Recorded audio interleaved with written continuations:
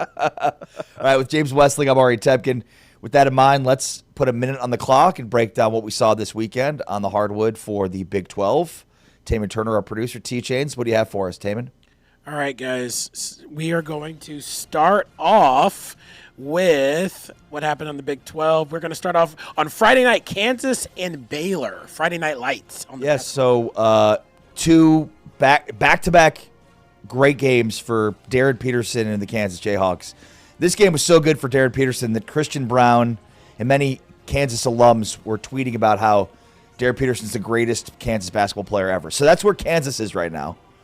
And look, based on his efficiency, it's hard to argue. Flory Badunga also had 5 blocks in this game. He was a monster. But 2 straight games, maybe it's the home cooking of Allen Fieldhouse, but Kansas is cooking right now after wins over Iowa State and Baylor back-to-back. No, they're very much rounding into form. This was the first meeting between these two teams since 1966, with both teams unranked in the AP poll, and Kansas just blitzed them. A 19-4 run to open the game.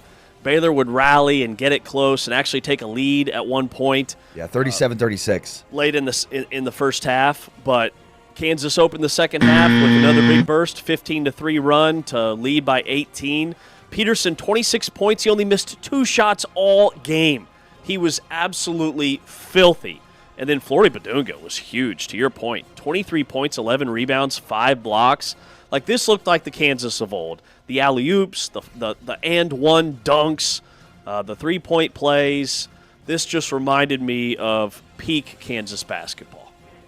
All right, guys, next one. This was a bit of a shock. TCU at Utah. Yeah, Utah finally breaks through, gets their first Big 12 win. So now just one Big 12 team without a Big 12 win. We'll get to that coming up, James. TCU dug a crater early. It was just 14-0 Utah. And TCU just was in recovery mode the entire rest of the game. Utah shot 51% overall and 38% from 3. Yeah, this felt like a trap game for TCU, going on the road against a team who is winless in Big 12 play, but Utah has been getting better, and they hung around with Texas Tech and Lubbock, and they're a different animal at home. Terrence Brown is a potential NBA player. I mean, He had 26 points in this game, 4 for 5 from 3. He was their go-to guy all afternoon. TCU didn't score for the first 6 minutes of this game. Sometimes they go stagnant offensively. Utah led 14-0. But that backcourt duo of Terrence Brown and Don McHenry is enough to keep Utah in games. They just don't have enough bigs on the glass. They get pounded on the offensive glass. Keanu Dawes is probably their best rebounder. He had a nice game, and they matched TCU's physicality. All right, another big shocker. Iowa State at Cincinnati. Yeah, suddenly the Cyclones, who are undefeated, have lost 2 straight and lose to a Cincinnati team that James had been 0-6 in quad 1 chances. Finally played a game with some urgency here. Milan Momcilovic was basically the entire story for Iowa State. Iowa State went 9 for 21 from 3. Momcilovic hit 8 of those 9. After Iowa State tied the game at 38, Cincinnati ripped off an 11-0 response. And then a late threat by Iowa State. Iowa State cut the lead again, 69-64 with about 4.5 left. And then a 14-2 finish by Cincinnati put the game out of reach. Yeah, Cincinnati played like a team who, by the way, they've won 2 in a row now after they started Big 12 play 0-3. They played desperate, and it showed. Their pressure was fantastic. They played with pace. They were the more physical team. And this is back-to-back games for Iowa State where the turnovers have really cost them. They had 12 turnovers that led to 20 Cincinnati points, and Cincinnati had 6 threes in the first half alone. That's a lot for a team that doesn't take a lot of threes and tries to pound you on the inside. Iowa State trailed by as many as 17 in this game. All right, a fun one in Florida. Arizona at UCF. Yeah, surprisingly good game. Maybe not so surprising here because Arizona had to fly across the country, play a tough road game against a really good team in UCF. But Arizona wins ugly, and this is where their identity carried the day. Their defense, their points in the paint, their ability to get inside was the difference here. Koa Pete was in foul trouble most of this game. Only played 20 minutes, scored 4 points, and yet Arizona still won this game. And then Themis Folks was unbelievably good in this game. He was terrific. I just thought this came down to Arizona's ability to play inside, their defense. Like, their identity won them this game. Krivas was really good. Yeah, long road trip, 3 time zones against a team that's really good at home. is a top 25 team in the net, was 3-1 in Big 12 play, and Arizona still led wire to wire. They never trailed in this game. To me, this was Arizona flexing their muscles in a major win that will go unnoticed, under the radar in the Big 12. And it was the game of the point guard. Koa Pete goes for a season low, so Arizona's Jaden Bradley made crucial free throws down the stretch. He had the last 9 points in the final minute 17 to seal the win for the Wildcats. All right, a tight one in Stillwater. James's Kansas State Wildcats versus the Oklahoma State Cowboys. Yeah, this is a toughie, James. Looked like K-State was on the precipice of getting their first conference win, and then, well, they didn't. It was 3 free throws by Victorious Miller with 2.8 seconds left after a foul on a corner 3. Wildcats 0-5 in league play for the first time since 1996, 1997, James. Yeah, it's been a minute. It has been a minute. I thought K-State played with a lot of fight in this game and looked like they wanted to be there. But an absolute gut punch. And ultimately what cost K-State, I believe, is their biggest Achilles heel, and that is they cannot rebound. They have a bunch of guards. They don't have any inside game. P.J. Haggerty hits that little runner with 49 seconds left. K-State leads by 2. And then on the final possession, Oklahoma State misses back-to-back threes, but offensive rebounds kept it alive for the Cowboys. They get it to Miller in the corner, and he gets fouled on a corner 3 with 2.8 seconds left. And he was nails to go to the foul line and hit all 3 free throws in that moment in a game in which he had struggled. He finished with 9 points, and 3 of them were those last 3 free throws. A lot of resolve for Oklahoma State. All right, to a game last night in Houston, Texas. Arizona State at Houston.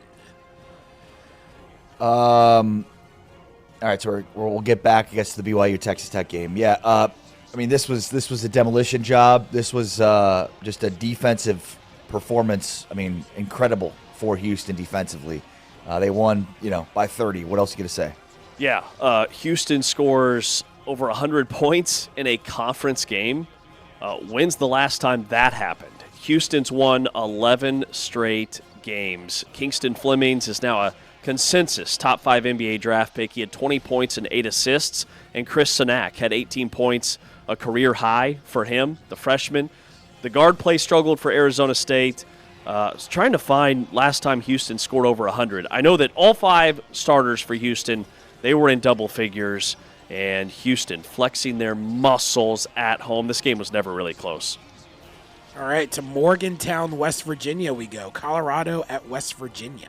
Yeah, Mountaineers controlled the glass and were extremely efficient in terms of their shooting numbers. There were a couple of runs here by Colorado to make it close. Jasper Floyd hit a layup that put West Virginia ahead for good, starting at a 13-3 spurt with 12:55 to go in the second half. And then Hunter Huff's late scoring kept it a multiple possession game through the rest of the way. So it was Hunter Huff had 9 points the final 7 minutes and 14 overall. He put this game to bed for West Virginia. Man, West Virginia's got a roster full of all-name team All-Americans. Trayson Eaglestaff had 22 points on 9 of 14 shooting. He was massive down the stretch. It sounds like a real Mountaineer, by the way. Truly. Trayson Eaglestaff is a Mountaineer. Eaglestaff is climbing mountains in Morgantown. That's the most West Virginia name ever, and I'm here for it. West Virginia, after you mentioned Colorado got it close with 13 minutes to go, they answered with a 13-3 run. West Virginia's quietly 12-6. They're 3-2 in Big 12 play. They're nails at home. You win your home games, you steal a couple on the road. West Virginia, I still think, could be an NCAA tournament team. They shot 52% from the floor and dominated on the glass 38-22. All right, our final game, which was the game of the week here on TuneIn, BYU at Texas Tech. Well, it lived up to the billing. I think the story here was what Texas Tech did defensively. A.J. Debansa was held to a season-low 13 points, only 2 points for Debansa in the second half. And then Rob Wright went for 28, but only 3 assists. So when you think about really, cutting off the head of the snake, that's what Texas Tech did defensively. I thought J.T. Toppin was phenomenal. A 30-6 run by Tech over the final 10 minutes put this one away. Impressive win. And look, you got to win your home games. You just mentioned it. So in many ways, it's not a bad loss at all for BYU, but you got to win your home games and split on the road. That's how you win in the Big 12. Yeah, BYU led this game by 9 with 9.5 minutes to play, and those extended runs of 30-6, and then there was a 22-4 spurt in there as well. JT Toppin was unguardable. Texas Tech's spacing has gotten so much better, and LaJuan Watts is their X factor. Yeah. 6'6", 230. His dad played in the NFL. Like, he is built like a tank. 20 points and 8 rebounds. But Toppin, man, 27 points, 12 rebounds. He's so crafty. He can go with each hand. Doesn't get to the foul line much, but it doesn't matter. And then defensively, I loved Texas Tech's game plan. We're going to take DeBansa out of the game. We're going to give you layups. If it's threes and layups, you could have layups, but you're not getting threes. BYU was 5 for 22 from three-point range, and a lot of that had to do with the way Texas Tech defended them beyond the arc. Meanwhile, Tech hit 11 threes in this contest. Big win for the Red Raiders. That's James Wesley, Amari Tepkin on this Modelo Monday. Great to have you with us today and every day here as we break down Big 12 hoops from the weekend. Plus, we'll start previewing the games this week. Got to talk about the national championship game and the long-term implications of it. Plus, is Kurt Signetti the best coach in college football right now? It's all coming up. On the way next, though, college coaches overwhelmingly are saying one thing. Does everybody agree? Plus, I guess now it's either 12 or 24. John Fanta as well on the way. It's all coming up here on a busy Modelo Monday with James Wesley, Amari Tepkin. This is Big 12 Today, presented by Modelo, heard on TuneIn, watched on Big 12 Studios.